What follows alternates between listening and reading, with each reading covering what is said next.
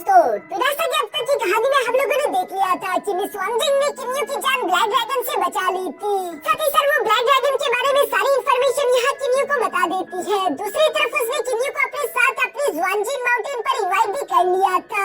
मगर किन्यू अपने मन ही मन में जानता है कि वो अभी तक सेलेस्टियल गॉड नहीं बना, बल्कि वो अपने मीटियोर टीयर की वजह से हवा में उड़ पाता है, इसलिए उसने मिस वांगजिंग की इस ऑफर को एक्सेप्ट नहीं करा। साथ ही साथ हमें यहाँ पर मिस वांगजिंग के छोटे भाई लू शुई से भी मुलाकात करी, जो कि काफी ज्यादा चुलबुला और हमेशा फाइट करने के लिए तैयार रहता है। यहाँ पर इन लोगों के दरमियान एक छोटी सी फाइट भी हुई, जिसके बाद हम देखते हैं कि टांगजुई वापस से अपने पानी के नीचे जा चुका था, जहाँ पर वो एक ट्रेजर को प्रोटेक्ट कर रहा है, जिस ट्रेजर का नाम 7 कलर लोटस फ्लावर था। यहाँ पर टांगजुई के साथ उसका सेकंड पार्टनर लू यूजी है। मगर हमने देखा कि जब वो 7 कलर लोटस फ्लावर एक 9 मून लोटस फ्लावर में कन्वर्ट हो गया, तो टांगजुई ने लू यूजी को धोखा दे दिया और इन दोनों के दरमियान एक जबरदस्त फाइट शुरू हो गई। अब आगे नेक्स्ट एपिसोड की शुरुआत यहाँ बिल्कुल उसी सीन से शुरू होती है, जहाँ टांगजुई और लू यूजी के दरमियान एक जबरदस्त फाइट शुरू हो चुकी थी। लू यूजी पीछे की तरफ हटते हुए कहता है कि टांगजुई, तुम बहुत बड़े कमीने और एक गद्दार इंसान हो। मैं जानता था कि तुम कभी भी मुझे यहाँ से जिंदा जाने ही नहीं देना चाहते थे, इसलिए मुझसे भी कोई रहम की उम्मीद मत करना। जो कहती हम देखते हैं कि लू यूजी ने अपने ग्लव्स को एक्टिवेट कर लिया। असल में यही ग्लव्स उसके सेलेस्टियल वेपन थे, जिसका डिफेंस काफी स्ट्रॉन्ग था। दूसरी तरफ टांगजुई के पास भी ये लो ग्रेड का सेलेस्टियल स्पीयर था, जिसका इस्तेमाल करके वो यहाँ पर लू यूजी के साथ जबरदस्त फाइट लड़ रहा है। इन दोनों के दरमियान ये फाइट लगातार यही काफी देर तक चलती रही, जिसे दूर से किन्यू भी देख रहा था। तभी अचानक हम देखते हैं कि टांगजुई ने वहाँ पर अपने कुछ क्लोज क्रिएट कर दिए, जिन्हें वो फौरन से लू यूजी पर हमला करवाते हुए अचानक से सेल्फ डिस्ट्रक्ट करवा लेता है। लेकिन दूसरी तरफ इस ब्लास्ट का इफेक्ट खत्म होने के बाद हम देखते हैं कि लू यूजी तो जोर जोर से हंस रहा था। वो टांगजुई से कहता है कि तुमने क्या सोचा था कि अपने 2 क्लोन को एक्सप्लोड करके तुम मुझे जान से मार सकते हो, तो ऐसा नहीं होने वाला। जिस पर टांगजुई जवाब देते हुए कहता है कि हाँ बेशक तुम मरे नहीं, लेकिन सीरियसली इंजर्ड तो हो चुके हो। अब तुम्हारा डिफेंस किसी काम का नहीं हो, जल्दी मैं तुम्हें जान से मार देने वाला हूँ। ये कहते ही टांगजुई ने अपने स्पेयर लेकर यहाँ लू यूजी पर हमला करने की कोशिश की, पर तभी अचानक हम देखते हैं कि दूसरी तरफ लू यूजी ने भी खुद की सोल को बंद करते हुए अचानक वहाँ पर एक चेन टेक्निक क्रिएट कर ली थी, जिसका इस्तेमाल करते हुए टांगजुई को उसमें जकड़ चुका। और साथ ही साथ वो टांगजुई से कहता है कि अगर मरना ही है तो हम दोनों साथ मरेंगे। लेकिन टांगजुई बेशक ही ऐसा नहीं चाहता था। एक बार फिर से उसने वही पुरानी क्लोन वाली टेक्निक चली, जहाँ वो अपने क्लोन्स को क्रिएट करते हुए फौरन से लू यूजी की तरफ भेजकर सेल्फ डिस्ट्रैक्ट कर चुका। क्योंकि ये ब्लास्ट पहले वाले से ज्यादा बड़ा और खतरनाक था, तो इसी ब्लास्ट के कारण लू यूजी आखिरकार मारा गया और उसके ग्लव्स नीचे की तरफ बच चुके थे, जिसे टांगजुई ने खुशी खुशी अपने पास रख लिया था। और वो धीरे धीरे से 9 मून लोटस फ्लावर की तरफ बढ़ते उसे एब्सॉर्ब करने लगा। तभी अचानक हम देखते हैं कि इसी मौके का इस्तेमाल करते हुए किन्यू फौरन से पीछे आकर अपने सेलेस्टियल स्फीयर को उसकी बॉडी में घुसा देता है। मगर ये टांगजुई की रियल बॉडी नहीं बल्कि क्लोन बॉडी थी, और उसकी रियल बॉडी तो सामने की तरफ मौजूद है, जो कि पहले से महसूस कर चुका था कि यहाँ पर कोई और भी जरूर होगा। वो किन्यू की तरफ देखते हुए कहता है कि किन्यू तुम्हें यहाँ पर नहीं आना चाहिए था। जो कहते हैं उसने अपने 2 और क्लोन्स के साथ मिलकर फौरन से किन्यू पर हमला करना शुरू कर दिया।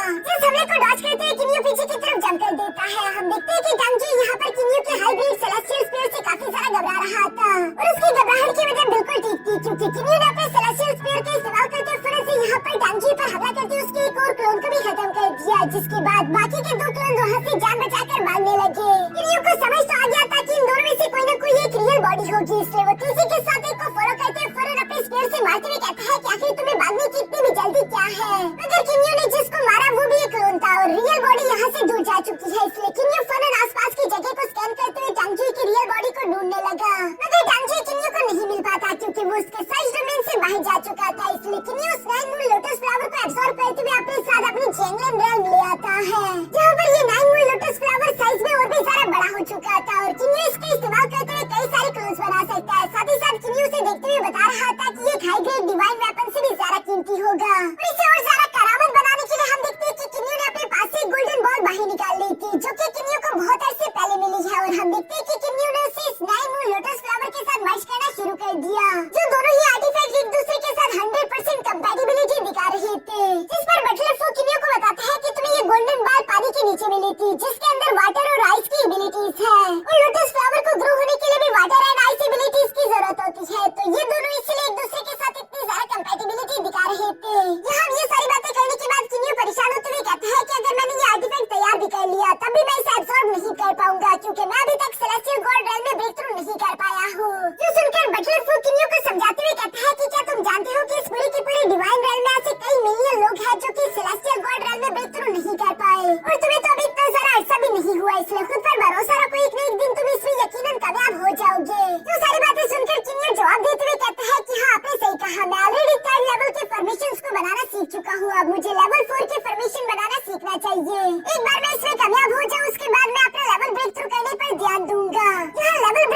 सुनकर अचानक बटलर फू को सेबल के बारे में याद आ गया था, जिसके बारे में वो किन्यू को बताता है कि वो कई वक्त से कल्टीवेशन करते हुए पता नहीं एक अजीब से स्टेट में इंटर हो गया, जो स्टेट पता नहीं उसके लिए ठीक भी है या नहीं। किन्यू यहाँ पर बटलर फू की बातें सुनते हुए फौरन सेबल से मिलने के लिए यहाँ से रवाना हो जाता है। सेबल जो कि जैंगलिन आर्टिफैक्ट के सेकंड फ्लोर पर मौजूद था, यहाँ पर उसकी बॉडी से काफी ज्यादा अजीब और अनलिश हो रहा था, साथ ही साथ उसकी स्पेयर टेक्निक बहुत ही ज्यादा डेंजरस हो चुकी थी।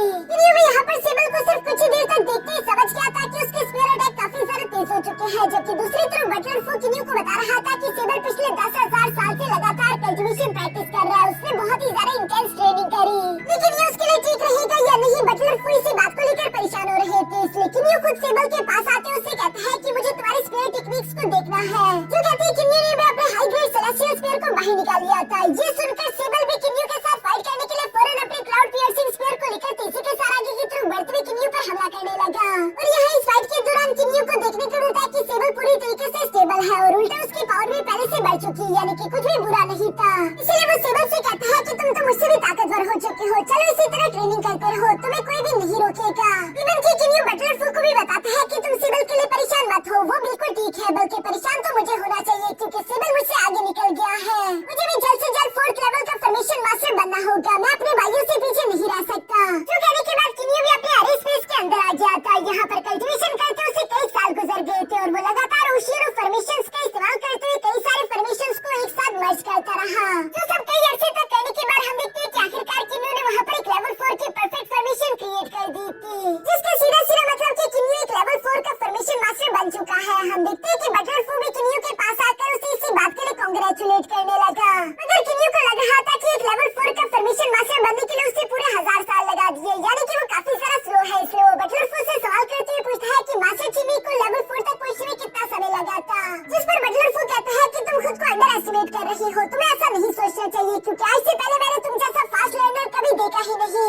इवन कि मास्टर चिमी को भी 4th लेवल की फॉर्मेशन को सीखने के लिए पूरे 4 लाख साल लगे थे। तो सुनकर तो किन्यू काफी ज्यादा खुश हो गया क्योंकि उसे समझ आ गया था कि उसे सिर्फ कुछ मिलियन साल लगेंगे एक लेवल 8 का फॉर्मेशन मास्टर बनने के लिए, और ये नॉर्मल के हिसाब से काफी ज्यादा फास्ट था। यहाँ पर किन्यू अब ये सब सोच रहा था कि तभी अचानक बटलर फू किन्यू से परेशान होकर कहते हैं कि एक बड़ी प्रॉब्लम है, हम लोगों को समझ नहीं आ रहा कि ऐसा क्यों हो रहा है। पॉइजनियस सेंट्रीपीड, मास्टर वुलाल, लुवोशु और होंगयू, ये चारों अपने सोल परफेक्शन की पीक पर पहुंच चुके हैं, यानी कि इन चारों का हेवनली ट्राइबुलेशन एग्जाम होना चाहिए था, पर यहाँ पर तो कोई भी हेवनली ट्राइबुलेशन एग्जाम वाली बिजली नहीं गिर रही। तो सुनकर तो किन्यू भी शौक हो गया क्योंकि उसके हिसाब से हेवन की ला तो हर जगह अप्लाई होनी चाहिए थी, इवन कि जैंगलिन आर्टिफैक्ट के अंदर भी।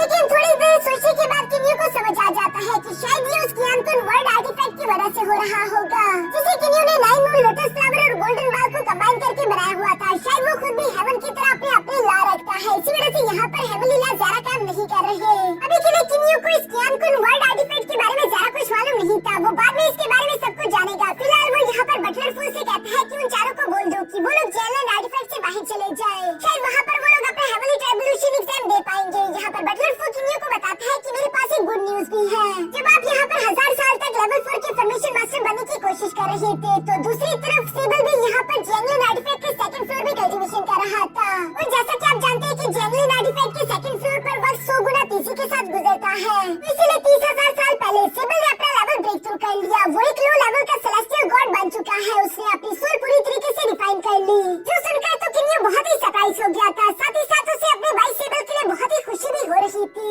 मगर इसका सीधा सीधा मतलब ये है कि किन्यू को भी खुद को ताकतवर करना होगा और सेलेस्टियल गॉड रेल्म तक ब्रेक थ्रू करने के लिए उसे अपना ही कोई तरीका निकालना चाहिए, जैसे कि सेबल ने इंटेंस स्पीड ट्रेनिंग के तरीके को आजमाया और इसी वजह से वो लो लेवल का सेलेस्टियल गॉड बनने में कामयाब हो पाया है। दूसरी तरफ हम देखते हैं कि किन्यू भी अपनी जैंगलिन आर्टिफैक्ट से बाहर की तरफ निकलते हुए हेलोंग सेक्ट आ चुका था ताकि वो टांगजुई को ढूंढकर उसे अपना बदला ले सके, लेकिन यहाँ उसे दूर दूर तक टांगजुई कहीं पर भी दिखाई नहीं दिया, मगर चारों तरफ स्कैन करते उसने कुछ लोगों की बातें सुन ली थी। टांगजुई ने असल में चारों तरफ खबरें फैला दी है किन्यू के बारे में कि किन्यू किस तरह टेलीपोर्ट कर सकता है, उसके पास कुछ स्पेशल टेक्निक्स है, साथ ही साथ उसके पास एक हाई ग्रेड का सेलेस्टियल वेपन और एक 7 कलर का लोटस फ्लावर भी है, जिन डिवाइन ट्रेजर्स को तो सब लोग हासिल करना चाहते थे, इसलिए कई सारे बड़े बड़े कल्टीवेटर सिटी में इकट्ठा हो रहे हैं ताकि वो किन्यू पर हमला करके उसे जान से मारकर ये सारे ट्रेजर हासिल कर ले। किन्यू जब ये सारी बातें सुनता है तो वो मुस्कुरा कर कहता है कि टांगजुई अब तुम्हारी खैर नहीं। इसी के साथ सीन शिफ्ट होकर दूसरी तरफ याओजी सिटी में मूर रेजिडेंट पर आ गया था, जहाँ पर मास्टर जैंगलिन और जैंगली रहा करते थे। यहाँ मास्टर जैंगलिन अपने एक डिसाइपल चूजी से सवाल करते पूछ रहा था कि अब जैंगली कैसी है, जिस पर चूजी बताता है कि मैं जैंगली को किन्यू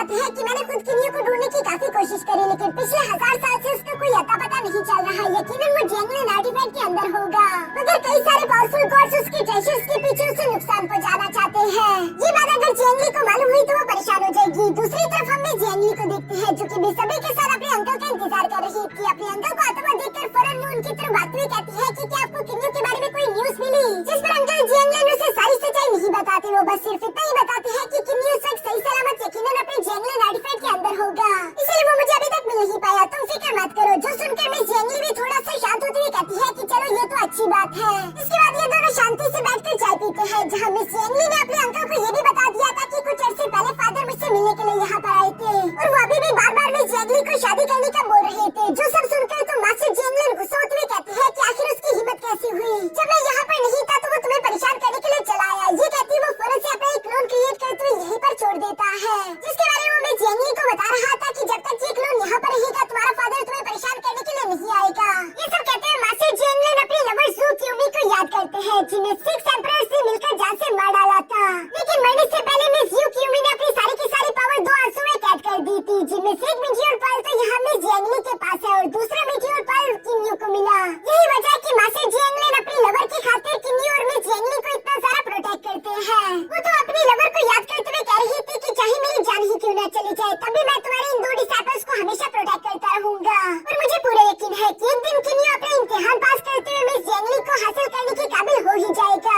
बस तब तक मुझे किन्यू के लिए थोड़ा सा इंतजार करना है। इसके बाद सीन शिफ्ट होकर दूसरी तरफ सिटी में मौजूद एक शराब खाने पर आ गया था, जहाँ पर कई सारे बड़े बड़े कल्टिवेटर्स इकट्ठा हुए थे। तो सब लोग किन्यू को मारने के बारे में ही आपस में बातें कर रहे थे ताकि वो किन्यू को मारकर उससे सेलेस्टियल स्फीयर और साथ ही साथ 7 कलर लोटस फ्लावर हासिल कर ले। लेकिन ये सब सुनते हुए किन्यू अपने मन में कहता है कि मेरे पास तो 7 कलर लोटस फ्लावर की बजाय 9 मून लोटस फ्लावर है। यानी कि टेंचुई ने सारी सच्चाई सब लोगों को नहीं बताई। वो चाहता है कि सिर्फ लो लेवल कल्टिवेटर से मेरे पीछे पड़े, वो किसी भी पावरफुल कल्टिवेटर का मेरी तरफ ध्यान आकर्षित नहीं करना चाहता, वरना टांजी खुद भी इन ट्रेजर से हाथ धो बैठेगा। वो सिर्फ चाहता है कि ये लो लेवल कल्टिवेटर मुझे कमजोर कर दे और टांजी आकर मुझे जान से मार डाले। अभी अचानक किन्यू को पीछे की तरफ उन लोगों की बातें सुनाई देती है जो कि किन्यू के स्पेशल टेलीपोर्टेशन टेक्निक के बारे में बातें कर रहे थे, क्योंकि इस जगह में टेलीपोर्टेशन तो सिर्फ एक गॉड किंग लेवल के वॉरियर्स ही कर सकते हैं। इसलिए सबके सब दिल ही दिल में किन्यू की तारीफ भी कर रहे थे कि किन्यू वाकई में काफी ज्यादा महान है, हम उसे अंडर एस्टिमेट भी नहीं कर सकते, हमें फुल प्लानिंग के साथ उसे मारने के लिए जाना होगा।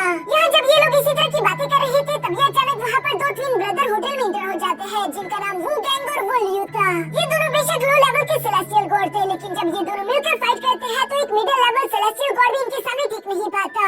साथ ही साथ ये बात काफी फेमस है कि ये दोनों बहुत ही जालिम है, इसलिए सब लोग इन्हें देखकर घबराने लगे। साथ ही साथ हम देखते हैं कि उन दोनों भाइयों ने यहाँ पर होटल के फर्स्ट क्लास रूम मांगे, जिस पर होटल की सर्वर बताती है कि आप प्लीज फर्स्ट क्लास को छोड़कर सेकंड क्लास में रूम ले लो, क्योंकि फर्स्ट क्लास में सिर्फ 3 रूम है और तीनों रूम्स को एक आदमी ने बुक कर लिया, जिसके साथ 2 गार्ड्स भी यहाँ पर आए हुए हैं। और अगर मैं आपको बताऊँ तो उनके गार्ड ही सिर्फ मिडिल लेवल के सेलेस्टियल गॉड है, तो सोचो कि वो लीडर कितना पावरफुल होगा। ये सुनकर तो सब लोग घबरा गए, इवन कि ये दोनों ट्विन ब्रदर भी सेकंड क्लास में रूम लेने के लिए तैयार हो जाते हैं। साथ ही साथ ये लोग डिस्कस करते हुए बातें कर रहे थे कि किन्यू को मारने के लिए यहाँ पर कई सारे पावरफुल कल्टिवेटर खींचे चले आ रहे हैं। इससे पहले कि वो लोग किन्यू को मारकर सारे ट्रेजर हासिल कर ले, हमें जल्द से जल्द मिनी माउंटेन पर जाते हुए किन्यू को मारना होगा, जिस पर ये दोनों ही भाई एग्री हो चुके थे। दूसरी तरफ किन्यू ने भी ये सब कुछ सुन लिया था और वो ये भी समझ चुका था कि कितने सारे पावरफुल कल्टिवेटर उससे मारना चाहते हैं, इसलिए वो फौरन से यहाँ से रवाना हो गया अपनी मिनी माउंटेन की तरफ, ताकि वो घर जाकर पहले से इन सब मेहमानों की मेहमान नवाजी करने के लिए तैयारियां कर सके। इसके बाद नेक्स्ट सीन में हम लोग यहाँ मिनी माउंटेन को देखते हैं, जहाँ पर किन्यू ने पहले से आकर चारों तरफ फॉर्मेशन बिछा दिए थे। थोड़ी देर बाद वो दोनों ट्विन ब्रदर्स भी यहाँ पर किन्यू को मारने के लिए मिनी माउंटेन पर आ जाते हैं, जहाँ गलती से वो लोग किन्यू के ट्रैपिंग फॉर्मेशन में इंटर हो गए। इस फॉर्मेशन में कदम रखते ही सबसे पहले ये लोग किसी तरह की इल्यूजन में फंस चुके थे, जहाँ ऐसा लग रहा था जैसे कि ये लोग एक रेत के दलदल में धंसने वाले हैं। इसलिए ये दोनों उड़ते हुए फौरन से हवा में आ गए, साथ ही साथ चिल्लाते हुए कहते हैं कि किन्यू अगर हिम्मत है तो बाहर आओ। जो सुनकर दूसरी तरफ किन्यू में जवाब देते हुए कहता है कि तुम दोनों मेरे यहाँ पर सबसे पहले मेहमान हो, इसलिए तुम लोगों की मेहमान नवाजी तो मैं खुद आकर करूंगा ही। जो कहती है किन्यू ने फौरन से अपने हाई ग्रेड के सेलेस्टियल सूट को बाहर की तरफ निकालते हुए इन दोनों पर एक साथ ही हमला कर दिया, जिससे एक अटैक से दोनों इंजर्ड होते हुए जमीन पर आ गिरे। साथ ही साथ किन्यू भी यहाँ पर अपनी गॉड लॉकिंग टावर को लेकर इन लोगों के सामने आ गया था, जिसे एक्टिवेट करते हुए वो कहता है कि तुम दोनों ने मिनी माउंटेन पर आने की गलती की और इसका नुकसान तो तुम लोगों को झेलना ही होगा। जो सुनकर वो दोनों तो किन्यू से घबराकर वहाँ से भागना चाहते थे, लेकिन चूंकि एक बार ये गॉड लॉकिंग टावर एक्टिवेट हो गया तो उसके अंदर से निकलने वाले चेन्स फौरन इन दोनों को जकड़ते हुए अंदर की तरफ खींच लेते हैं। इस टावर के अंदर ये दोनों ही अपने पावर्स का इस्तेमाल नहीं कर पा रहे थे, क्योंकि इन दोनों की सोल को बाइंड कर दिया गया था। साथ ही साथ किन्यू यहाँ पर आकर इनसे कहता है कि तुम दोनों ने मुझे मारने का सोचा और ये बहुत बड़ी गलती है, जिसकी सजा है कि तुम लोग हमेशा मेरे गुलाम बनकर रहोगे। और अगर तुम लोगों ने मेरे खिलाफ जाने का सोचा भी तो तुम जानते हो कि तुम्हारे साथ क्या होगा। जो सुनकर वो दोनों घबरा चुके थे और वो किन्यू को अपना मास्टर मानने के लिए तैयार हो गए। इसीलिए किन्यू भी उन दोनों ट्विन ब्रदर्स को आजाद करते हुए अपने जंगली आर्टिफैक्ट में भेज देता है, जहाँ पर आते हुए वो दोनों कह रहे थे कि हमारा मास्टर किन्यू तो काफी सारा ताकतवर है। इसने सोचा होगा कि हमारे मास्टर के पास इस तरह का स्पेस आर्टिफैक्ट हो सकता है जिसका इस्तेमाल करते हुए कोई भी किन्यू को नुकसान नहीं पहुंचा पाएगा। जो सुनकर वो गैंग परेशान होते हुए कहता है कि हाँ तुमने सही कहा कि किन्यू वाकई में काफी ज्यादा यूनिक है, लेकिन बस दुआ करो कि किन्यू का सामना किसी अपर रेलम के सेलेस्टियल गॉड के साथ ना हो जाए, क्योंकि उनके सामने ये स्पेशल आर्टिफैक्ट कुछ खास काम नहीं आएंगे।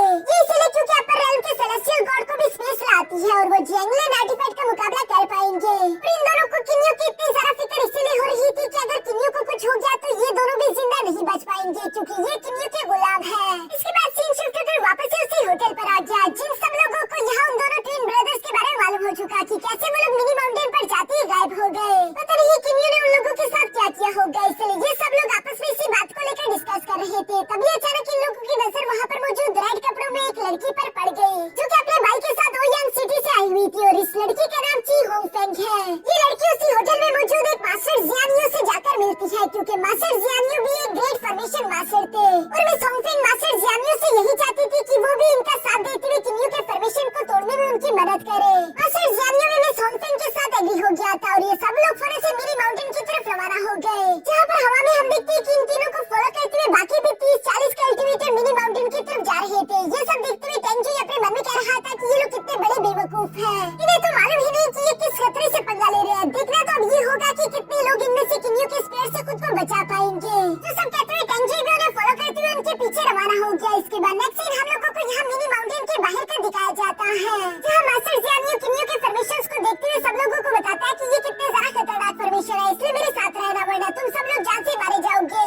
लेकिन कुछ लोग यहाँ पर मास्टर जियानियो पर भरोसा नहीं करते थे। उन्हें लग रहा था कि ये शायद जियानियो की चाल है, वो चाहता है कि सारे के सारे ट्रेजर उससे मिल जाए। इससे पहले कि मास्टर जियानियो उन लोगों के सामने कुछ भी साबित कर पाता, तभी अचानक किन्यू एक पोर्टल का इस्तेमाल करते हुए यहाँ बाहर की तरफ आ गया था, जिसे देखते हुए मिस होंगफेंग तो फौरन से आगे की तरफ बढ़ते हुए किन्यू के पास जाकर उससे खुद को इंट्रोड्यूस करवाते हुए बताती है कि अपने सारे के सारे ट्रेजर मेरे हवाले कर दो, उसके बाद मैं तुम्हें जिंदा छोड़ दूंगी। जो सुनकर दूसरी तरफ किन्यू हंसते हुए कहता है कि क्या सच में तुम्हें लगता है कि तुम इतनी एबिलिटीज है कि तुम मुझे जान से मार सको। ये तो बहुत ही अच्छा जोक था। जो सुनकर तो यहाँ मिस होंगफेंग को काफी गुस्सा आ रहा है, लेकिन मास्टर जियानियो ने उसे आगे बढ़ने से मना किया हुआ था, इसलिए वो कुछ भी नहीं कर पा रही थी। अगर पीछे की तरफ वो लोग जो कि जियानियो पर भरोसा नहीं करते थे, वो लोग फौरन आगे की तरफ बढ़ते हुए कहते हैं कि इंतजार मत करो, किन्यू तुम्हारे सामने है, उसे जान से मार डालो। मगर जब उन लोगों ने किन्यू पर हमला करने की कोशिश की तो हमें जाने को मिलता है कि वो तो सिर्फ एक इल्यूजन था। असली किन्यू तो साइड पर खड़ा होकर एक पोर्टल को एक्टिवेट करते हुए कहता है कि अगर हिम्मत है तो मेरे फॉर्मेशन के अंदर आ जाओ, मैं तुम लोगों का इंतजार कर रहा हूँ। जो सुनकर वो फर्स्ट ग्रुप तो फौरन से किन्यू को फॉलो करते उस फॉर्मेशन के अंदर इंटर हो गया, जबकि पीछे की तरफ मास्टर जियानियो बाकी के सब लोगों से कहता है कि मेरे साथ रहो वरना तुम लोग जान से मारे जाओगे। अब यहाँ पर कई सारे कल्टिवेटर्स के अलग अलग ग्रुप बन चुके हैं, जिनमें से कुछ मास्टर जियानियो के साथ जाने के लिए एग्री हो गए थे और ये सब लोग बारी बारी करके किन्यू की फॉर्मेशन में इंटर हो चुके हैं। जिस फॉर्मेशन में सब लोगों को अलग अलग मुश्किलों का सामना करना पड़ रहा था, जबकि दूसरी तरफ हम देखते हैं कि किन्यू भी बारी बारी करके एक एक ग्रुप के पास आकर अपने सेलेस्टियल स्फीयर को निकालते उन पर हमला करने लगा, जिन्हें हराने के बाद वो उन सबको बारी बारी करके अपने गॉड लॉकिंग टावर के अंदर कैद करने लगता है और यही इनकी सजा थी। दूसरी तरफ आखिर में अब यहाँ सिर्फ मास्टर जियानियो और मिस होंगफेंग का ग्रुप ही बचा हुआ था, जिन पर कई सारे फ्लेम और थंडर के अटैक्स हो रहे थे। इन्होंने अपनी पूरी कोशिश की कि ये उनसे खुद को बचा ले, लेकिन इनके कई सारे साथी मारे गए। बड़ी मुश्किल से जियानियो, मिस होंगफेंग, उसका भाई और एक और कल्टिवेटर बचकर साइड पर आ चुके थे, जहाँ पर मिस होंगफेंग अपने दोस्तों से कह रही थी कि घबराओ मत, अगर हम लोग हिम्मत करें तो मुझे पूरा यकीन है कि हम लोग जल्दी इस फॉर्मेशन को तोड़ते हुए यहाँ से बाहर निकल जाएंगे और उसके बाद किन्यू को भी जान से मार डालेंगे। मिस होंगफेंग का भी ये कहना ही था कि तभी अचानक उसके पीछे एक पोर्टल ओपन हो गया, जिसके अंदर से किन्यू काफी कूल तरीके से निकलकर बाहर आ रहा था, क्योंकि उसने अब तक बाकी सब लोगों को निपटा दिया है। साथ ही साथ वो बाहर की तरफ आते हुए मिस होंगफेंग से कहता है कि इतना जरा ओवर कॉन्फिडेंस बिल्कुल भी अच्छा नहीं। जो सुनकर तो मिस होंगफेंग को किन्यू की बात समझ नहीं आ पाती और वो फौरन से अपनी सूंड को लेकर तेजी के साथ किन्यू पर हमला करने के लिए आगे की तरफ बढ़ने लगी, लेकिन दूसरी तरफ हम देखते हैं कि किन्यू भी अपने सेलेस्टियल वेपन का इस्तेमाल करते हुए थोड़ी देर में उसे बता चुका कि तुम्हें किन्यू से क्यों डरना चाहिए, क्योंकि किन्यू ने अपने सेलेस्टियल सूंड का इस्तेमाल करके उसकी सूंड को ब्रेक कर दिया था। और इसी के साथ हम देखते हैं कि बाकी के सब लोग जो कि यहाँ से भागना चाहते थे, किन्यू उन्हें भी भागने नहीं देता, बल्कि वो अपने गॉड लॉकिंग आर्टिफैक्ट का इस्तेमाल करते वहाँ पर मौजूद उन सब लोगों को कैद कर लेता चुका है। इसी तरह करते करते वहाँ पर जितने भी सेलेस्टियल गॉड किन्यू को मारने के लिए आए हुए थे, किन्यू ने वहाँ पर मौजूद सब लोगों को कैद कर लिया था और उसके बाद में वो बैठकर उन सब लोगों को रिफाइन करने लगा। जबकि साथ ही साथ किन्यू यहाँ पर कल्टिवेशन करते हुए अपने मन में कह रहा था कि मुझे जल्द से जल्द अपना लेवल ब्रेक थ्रू करना होगा। एक बार मैं सेलेस्टियल गॉड रेल में इंटर हो जाऊँ, उसके बाद ही मैं मिस जियांगली से मिलने के लिए जा सकूंगा। जो सब कहते हुए किन्यू ने एक बार फिर से फॉर्मेशन अरेस्ट के बारे में भी सीखना शुरू कर दिया था और इसी तरह करते करते किन्यू आखिरकार लेवल 8 की फॉर्मेशन तक पहुँच गया। जिसे देखते हुए किन्यू अपने मन में कहता है कि ये लेवल 8 की फॉर्मेशन तो बिल्कुल एक अलग ही छोटी सी दुनिया है, जिसे बनाने के लिए मुझे किसी बेस की जरूरत नहीं बल्कि 5 अलग अलग एलिमेंट्स की जरूरत होगी, metal, would, water, fire and earth, जहाँ पर मैं आइस एंड फायर, डार्कनेस और लाइट, थंडर और इस तरह की और भी कई सारे पावरफुल अटैक जनरेट कर सकता हूँ अपने दुश्मनों को पनिश करने के लिए।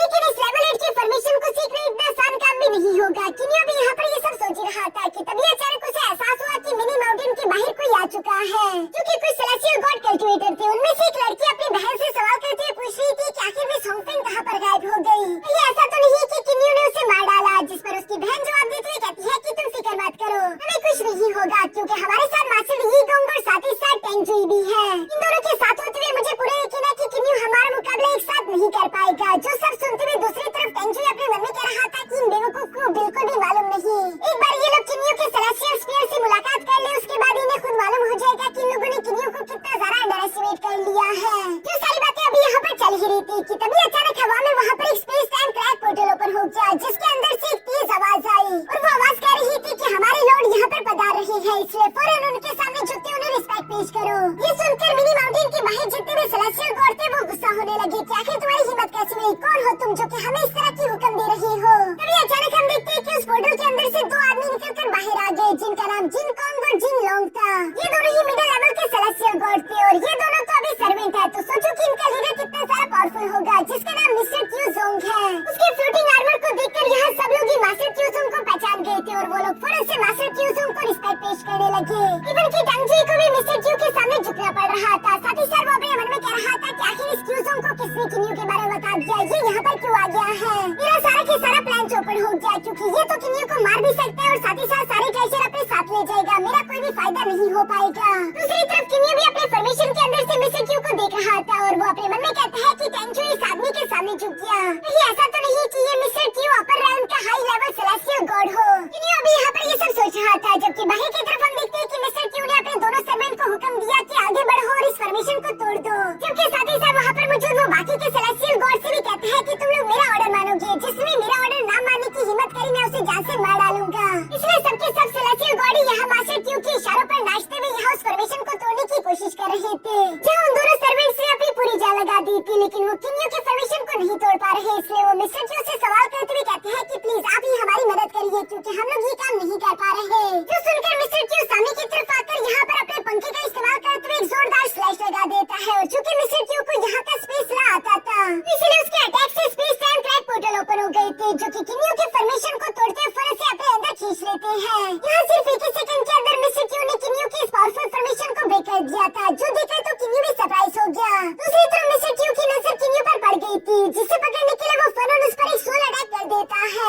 ये देखकर किन्यू खुद को कैसे तैसे संभालते हुए अपने जंगली आर्टिफैक्ट के अंदर जाना चाहता था, जिसके लिए उसने जैसे ही पोर्टल ओपन किया तभी अचानक हम देखते हैं कि दूसरी तरफ मिस्टर क्यू ने भी अपने स्पेस ला के इस्तेमाल करते हुए किन्यू पर हमला कर दिया था, जिस तरह से किन्यू अपने जंगली आर्टिफैक्ट के अंदर नहीं जा पा रहा। यहाँ पर मिस्टर क्यू किन्यू से कहता है कि चलो मेरे सामने आ जाओ, क्योंकि तुम्हारे स्पेशल आर्टिफैक्ट मेरे स्पेस ला के सामने कुछ भी काम नहीं आने वाले। तो सारी बातें दूसरी तरफ किन्यू भी सुन रहा था और वो अपने मन में सोचता है कि अगर मुझे मिस्टर क्यू को हराना है तो मुझे एक लेवल 8 की फॉर्मेशन बनानी ही होगी, क्योंकि लेवल 8 की फॉर्मेशन अपने आप में ही एक छोटी सी दुनिया होती है, जिस दुनिया के स्पेस ला भी अलग होंगे, बिल्कुल किन्यू के कियानकुन वर्ल्ड आर्टिफैक्ट की तरह। यहाँ पर चूंकि लाइफ एंड डेथ सिचुएशन थी, इसलिए किन्यू अपना सारा के सारा फोकस इसी लेवल 8 की फॉर्मेशन पर लगा चुका। इस वजह से थोड़ी देर की कोशिशों के बाद ही हम देखते हैं कि अचानक से किन्यू ने वहाँ पर लेवल 8 की फॉर्मेशन एक्टिवेट कर दी थी, जहाँ चारों तरफ एक छोटी सी दुनिया क्रिएट हो जाती है। मिस्टर क्यू और उसके सारे के सारे साथी इस छोटी सी दुनिया में कैद हो गए थे, जहाँ पर हम देखते हैं कि जिन कोंग ने अपने एक अटैक का इस्तेमाल करके वहाँ पर एक space time crack portal open करने की कोशिश करी, लेकिन वो ऐसा कर नहीं पाता। इसलिए वो परेशान होते हुए मास्टर क्यू को बताता है कि ये कोई इल्यूजन नहीं बल्कि सचमुच की एक दुनिया है। तो सुनकर दूसरी तरफ मिस्टर क्यू ने भी अपने स्पेस ला का इस्तेमाल करके वहाँ पर कुछ space time crack portal open करने की कोशिश करे ताकि वो खुद को यहाँ से बचा सके, लेकिन उसके स्पेस लाइन यहाँ पर काम नहीं आ रहे थे। जो देखकर वो परेशान होते हुए कहता है कि आखिर ऐसा कैसे हो गया, किन्यू खुद की ही स्पेस ला कैसे क्रिएट कर सकता है, ये तो बिल्कुल इम्पॉसिबल है, क्योंकि खुद की स्पेस ला क्रिएट करने की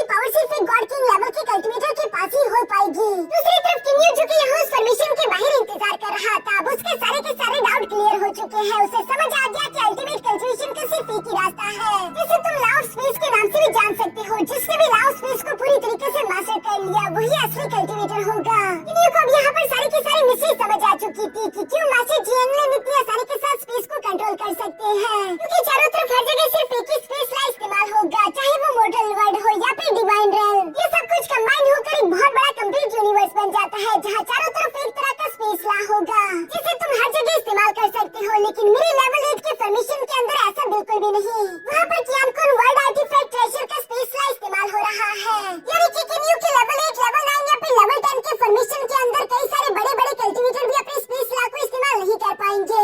यहाँ पर चूंकि किन्यू की सारी अंडरस्टैंडिंग क्लियर हो चुकी थी और वो चिल्लाते हुए कह रहा था कि मैं जान चुका हूँ, मैं सब कुछ समझ गया। इसी वजह से हम देखते हैं कि उस पर एक गोल्डन कलर की एनर्जी तेजी के साथ आकर गिरने लगती है, जिसका मतलब कि किन्यू का लेवल ब्रेक थ्रू होने वाला है। वो एक लो लेवल का सेलेस्टियल गॉड बन जाएगा। मगर इस तरह की खतरनाक एनर्जी किसी की भी लेवल ब्रेक थ्रू होने पर आज से पहले किसी ने भी नहीं देखी थी, इसलिए सब लोग दूर से ये सब देखकर काफी सारा सरप्राइज दिखाई दे रहे थे। इवन कि मिस यांगली का फादर भी यहाँ पर ये सब देखते हुए कह रहा था कि एक न्यू वॉरियर पैदा हो चुका है, जिसमें बहुत ही सारा पोटेंशियल था। यहाँ पर इसी वजह से इन सब लोगों को किन्यू से डर लग रहा था। इन्हें डर था कि कहीं ये किन्यू हमारे स्टेटस को छीन डाले। अगर किन्यू इतना ज्यादा ताकतवर हो गया कि वो 8 एम्परर्स का मुकाबला करने लगे, तो ये इनको बिल्कुल भी मंजूर नहीं। इसलिए ये लोग पहले से किन्यू को रास्ते से हटाने का सोचने लगते हैं। दूसरी तरफ सीन शिफ्ट होकर यहाँ वापस से किन्यू पर आ जाता है, जो कि अपनी जियांगलिन आर्टिफैक्ट के अंदर बैठकर कल्टिवेशन प्रैक्टिस कर रहा था, और उसने भी अपनी बॉडी के अंदर सोल कोर को पूरी तरीके से रिफाइन कर लिया था, जिसकी एनर्जी बाकी के सब लोगों से काफी सारा चमकदार और तेज थी। अभी अचानक किन्यू को यहाँ पर सोल रेल्म के अंदर एक लड़की देखने को मिलती है, जिसका नाम मिस क्यूज़ था। वो किन्यू को बताती है क्योंकि अब तुम एक सेलेस्टियल गॉड बन चुके हो, तो वक्त आ गया कि मैं तुम्हें अपनी सारी सच्चाई बता दूं। इस अपर रेल में एक टाइम पर गॉडेस ऑफ लाइफ के नाम से जानी जाती थी। गॉड किंग लेवल पर होने के बावजूद भी 8 एम्परर्स ने मिलकर मेरे खिलाफ साजिश करते हुए मुझे जान से मार डाला। जहाँ मरने से पहले मैंने अपनी सारी की सारी एनर्जी 2 आंसुओं की बूंदों में कन्वर्ट कर दी, और उनमें से एक मेजियोटियर तुम्हें मिल गया, दूसरा मिस जियांगली को। किन्यू भी यहाँ पर मिस क्यूज़ की सारी सच्चाई सुनने के बाद उनसे कहता है कि आप तो मास्टर जियांगलिन की लवर हो ना। वो आपको लेकर बहुत ही ज्यादा परेशान रहते हैं, जिस पर मिस क्यूज़ जवाब देते हुए कहती है कि मैं अब सिर्फ एक कॉन्शियस बची हूँ, जो कि जल्दी खत्म हो जाएगी। मैं तुम लोगों को ज्यादा परेशान नहीं कर सकती। अब तुम दोनों मेरे डिसाइपल हो और मैं नहीं चाहती कि तुम लोग मेरी मौत का बदला लो। मैं बस सिर्फ इतना ही चाहती हूँ कि तुम दोनों एक खुशहाल जिंदगी गुजारो। यहाँ पर ये सब कहने के बाद मिस क्यूज़ की कॉन्शियसनेस वहाँ से गायब हो गई, जो सब सुनकर किन्यू की आंखों में भी आंसू आ चुके थे। वो मिस क्यूज़ से कहता है कि आप फिक्र ना करें, मैं कभी भी जियांगली का साथ नहीं छोड़ूंगा। इसके बाद हम देखते हैं कि किन्यू यहाँ पर खुद की एनर्जी को देखते हुए खुश होते हुए कह रहा था कि मैं अब एक लो लेवल का सेलेस्टियल गॉड बन चुका हूँ। साथ ही साथ लेवल 8 के फॉर्मेशन को बनाने की वजह से किन्यू एक ग्रेट ग्रैंड फॉर्मेशन मास्टर भी बन चुका था। इसके अलावा किन्यू का स्टीलर ट्रांसफॉर्मेशन लेवल भी ब्रेक थ्रू हो गया। वो यूनिवर्स रेल्म के ग्रोविंग स्टेज में इंटर हो चुका है, जो सारी खुशियाँ एक साथ मिलने की वजह से किन्यू की ताकत काफी ज्यादा इंक्रीज हो चुकी थी, इसलिए वो